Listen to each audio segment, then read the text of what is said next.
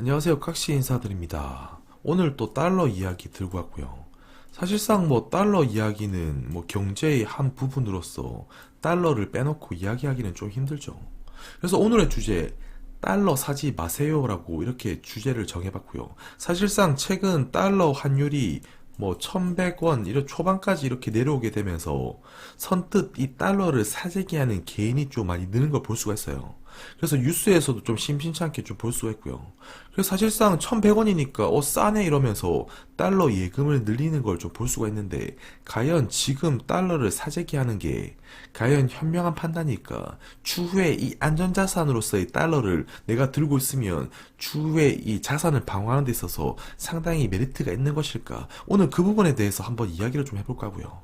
그래서 오늘의 주제, 저는 사실상 제 영상을 좀 꾸준히 보신 분이라면 잘 아시겠지만, 저는 꾸준히 이전부터 지속적으로, 그러니까 코로나가 정점이었던 4월 이 환율이 무려 1290원이었던 시기에도 달러는 단기적으로만 강세를 띌 뿐 중장기적으로 약세로 돌아설 것이다, 이런 말을 상당히 많이 했었고, 지금 이미 원달러는 1100원 부근에 이 초반에 머무르고 있죠.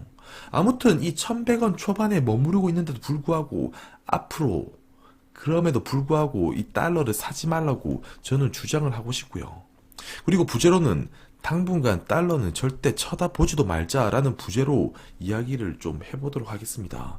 오늘도 영상을 보시기 전에 구독은 공짜, 좋아요는 설레는 마음으로 알람 설정도 한번 해주시면 저 깍시에게 많은 도움이 될 것 같습니다. 그럼 시작하도록 할게요.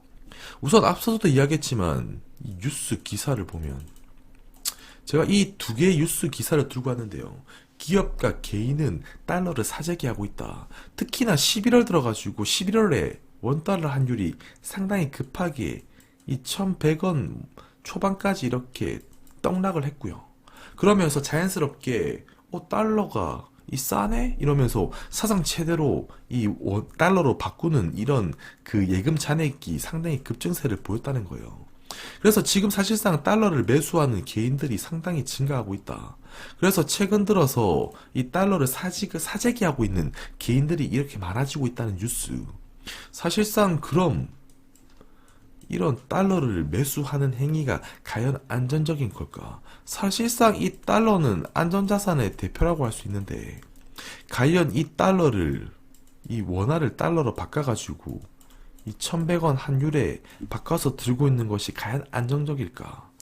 사실상 제 결론은 뭐냐면, 만약에 본인이 3년, 5년 이렇게 미래를 바라보고 나는 원화가 여기서 더 1000원을 가든 900원을 가든 나는 신경 안 써, 그냥 죽을 때까지 꾸준히 이 달러를 매수하면서 들고 갈 거야, 이러면 제 의견, 오늘의 이야기가 아무 상관이 없고요.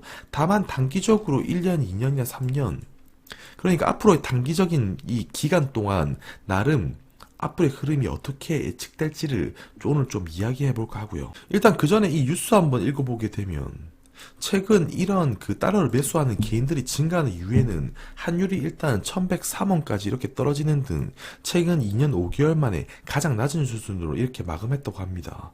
그러면서 이 개인들이 이 달러로 바꿔치기 하는 흐름이 지속 증가하고 있는 거고요. 그래서 이렇게 나름 저가 매수 수요가 급증하고 있다. 달러를 저가에 매수하려는 움직임으로 보인다.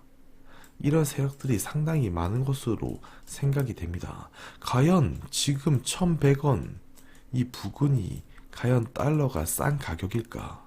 이 부분을 뒤에서 좀 세부적으로 다뤄보도록 할게요. 우선 원달러 환율을 정의하기에 앞서서 가장 중요한 게 한국 수출을 빼놓을 수가 없습니다.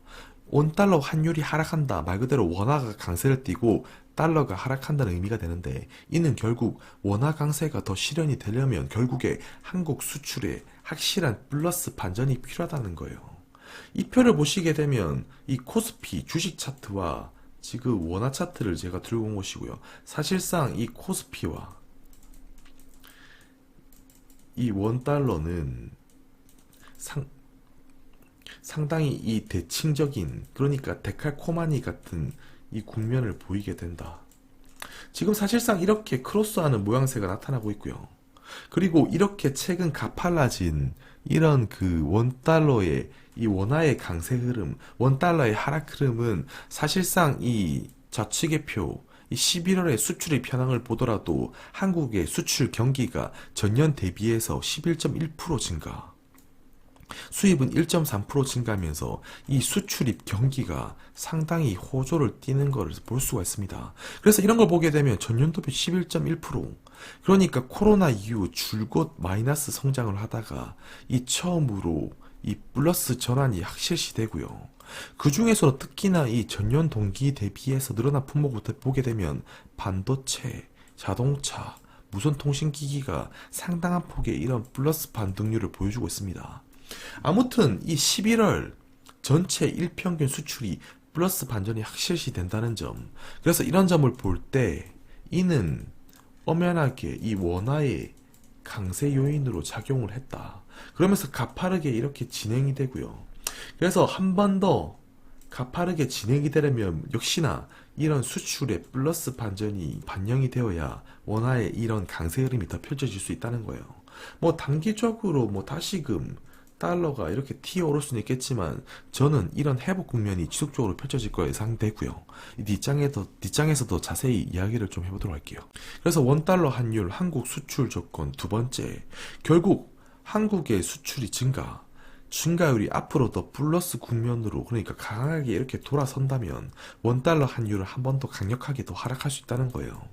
그래서 이번 코로나가 확실하게 아이러니하게 또 이번 코로나로 인해서 이 한국의 수출 경기에 이 바닥을 만들게 되었고, 현재는 나름 이 한국의 수출 경기가 회복 중이다 이렇게 볼 수가 있습니다. 그래서 회복이 가속화될수록 원달러 환율은 더 이렇게 내려갈 확률이 높고요. 사실상 이 과거의 이 파란색 밑금친 구간을 이렇게 보더라도 원달러 환율이 하락하는 구간에는 수출 경기가 상당하게 회복을 하고요. 그리고 원달러 환율이 하락하는 구간에도 수출 경기가 상당한 이 플러스 국면을 나타내고요. 그 이후에 리먼 브라더스 파산 이후에 역시나 이 원달러 환율이 고점을 찍고 하락하는 국면에도 수출 증가율이 상당한 고점을 이루게 되고요. 그리고 그 이후에 또 원달러 환율이 잠시 2년 동안 이렇게 하락하는 국면에도 수출 증가율이 상당한 플러스 국면을 이루게 됩니다. 그래서 이런 걸 보게 되면 이 최근에 이런 코로나를 계기로 수출의 반등 흐름이 이어지고 있고, 원달러 환율은 한 7개월 정도 코로나 이후로 이렇게 흘러내린 모습을 보이고 있고요. 그래서 이런 수출 증가율이 과거처럼 이런 시점까지 담보되어 움직여준다면 원달러 환율은 상당 기간 더 하락할 수 있다고 생각이 듭니다. 그리고 또 하나, 결국 이 한국 수출이 좀 중요한 게 뭐냐면, 한국 수출은 어떻게 보면 이 세계 경제의 이 파라미터라고 좀 볼 수도 있어요. 사실상 한국 수출을 보면 세계 경제가 어떻게 움직이는지를 알 수 있을 만큼 약간의 그 민감도를 측정하는 그 촉도가 되기도 하고요. 그래서 한국 수출은 이 경기 선행지수와 조금 민감하다고, 이렇게 밀접하다고 좀 볼 수가 있는데, 그래서 지금 당장에 뭐 주위를 둘러보면 약간 그 코로나만 쳐다보면 이 경기가 최악인 것 같아. 물론 뭐 내수 소비는 좋다고 할 수 없지만 이미 전 세계 경기는 확연하게 회복 중이란 겁니다. 사실상 뭐 최근에 그 컨테이너선 뭐 HML 현대상선 같은 주가를 보더라도 이런 물동량이 받쳐주고 회복을 띠고 있다는 것은 결국 전 세계 경기가 바닥을 찍고 회복 중이라는 걸 이렇게 좀 유추해 볼 수 있는 거고요. 그래서 경기 선행지수, 이 OECD 경기 선행지수와 한국의 수출 증가율이 회복한다면 원달러 하락은 흐름이 이렇게 하락하는 흐름으로 이어진다는 거예요. 그래서 이 차트를 보시게 되면 역시나 원달러 환율이 하락하고 한국 수출률이 증가하면 세계 경기가 회복하는 흐름. 이 차트는 OECD 경기 선행지수이고요.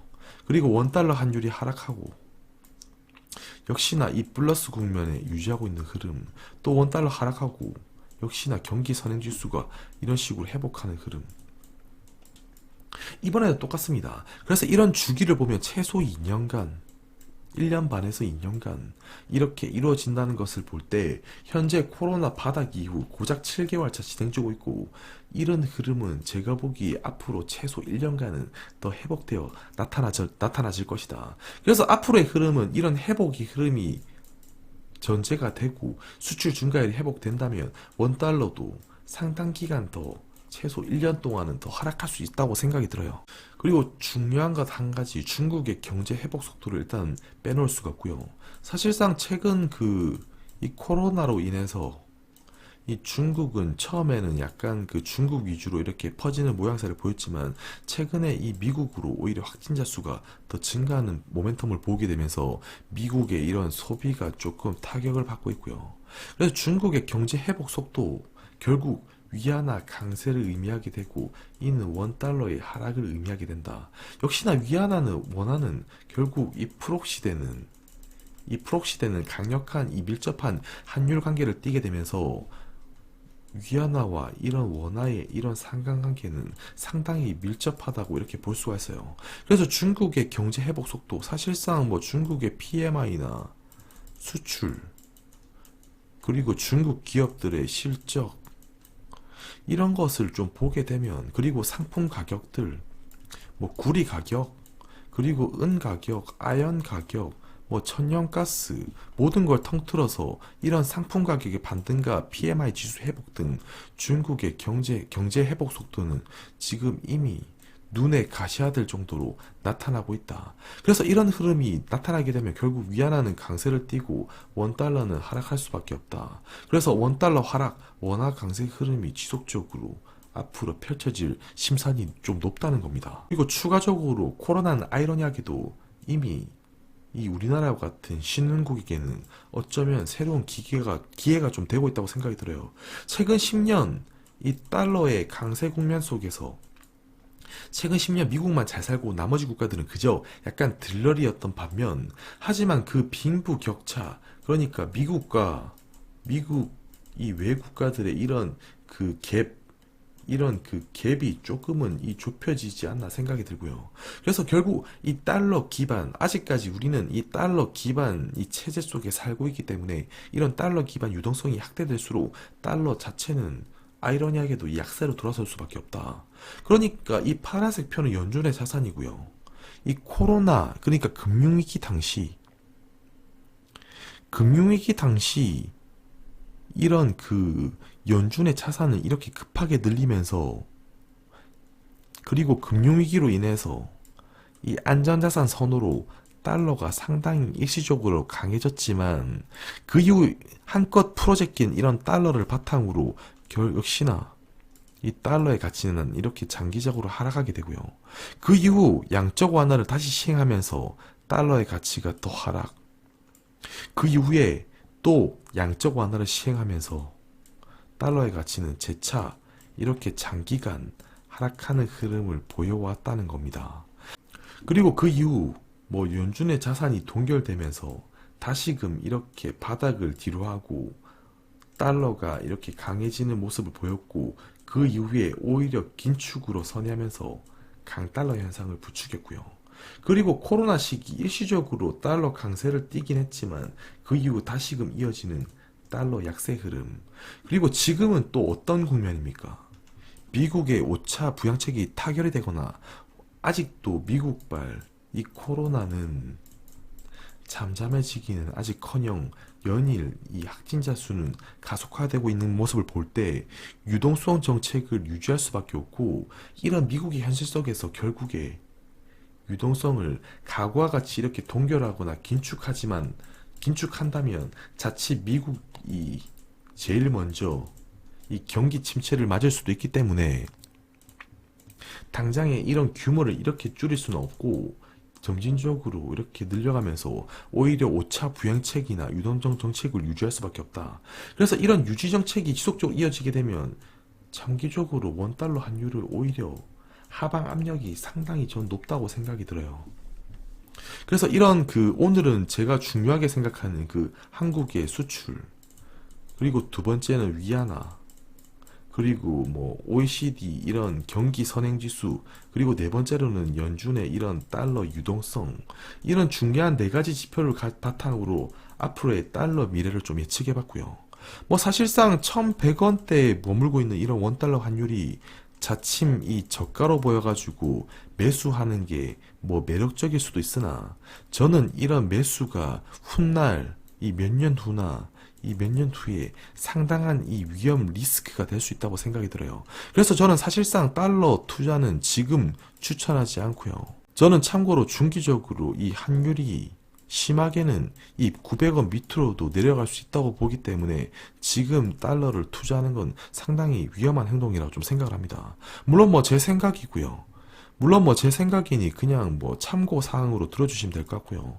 오늘 뭐 제가 준비한 깍시 영상은 여기까지고요. 또 다음 영상에서 유익한 이야기로 또 인사를 좀 드릴 수 있도록 하겠습니다. 또 다음 시간에 뵙도록 할게요. 감사합니다.